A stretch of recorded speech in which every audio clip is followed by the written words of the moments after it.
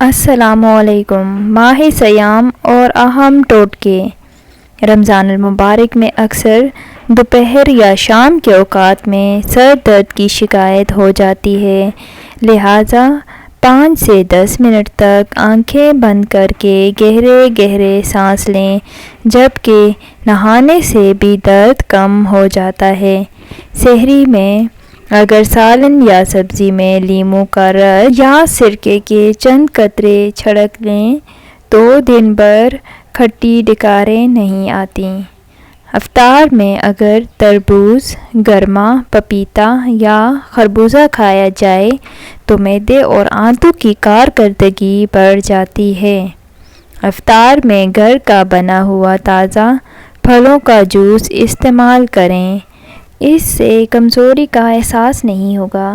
سحری کے فوراً بعد آرام سے گریز کیا جائے کہ کچھ دیر لیٹنے سے نہ صرف طبیعت سست ہو جاتی ہے بلکہ معدے پر مضر اثرات بھی مرتب ہوتے ہیں، پیٹ بھی پھولا سا محسوس ہوتا ہے۔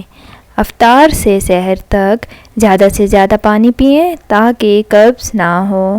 کم نمک والی غذا استعمال کرنے سے دن بھر پیاس کم لگتی ہے۔ کافی اور چائے کے استعمال سے نہ صرف دانت خراب ہوتے ہیں بلکہ اس سے منہ سے بو بھی آتی ہے۔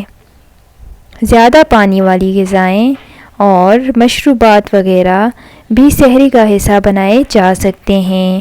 کھیرے، ٹماٹر اور پانی وغیرہ دن بھر میں جسمانی طور پر سست نہیں ہونے دیتے۔ اگر آپ کا منہ خشک ہو جائے تو منہ سے بو آتی ہے، آپ کو چاہیے کہ سحری کے وقت پانی کا وافر استعمال کریں۔ آج کا ویڈیو اگر پسند آیا تو چینل سبسکرائب کر دیں۔ اپنا خیال رکھیے گا، اپنی دعاؤں میں یاد رکھیے گا۔ اللہ حافظ۔